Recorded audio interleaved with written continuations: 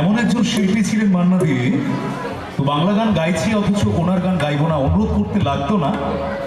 একটু সময় পেলে হয়তো আরো গান শোনাতে পারতাম। আমি বুঝতে পারছি যে অনেক না পাওয়া রয়ে গেল।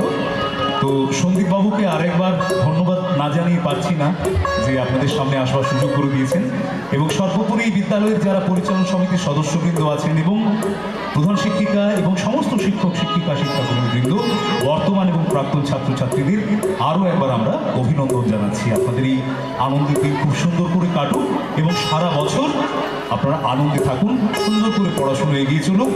যদি বেঁচে থাকি প্ল্যাটিনাম জুবিলিতে অর্থাৎ 75 বছর বয়সে আবার দেখাবে 15 বছর পর।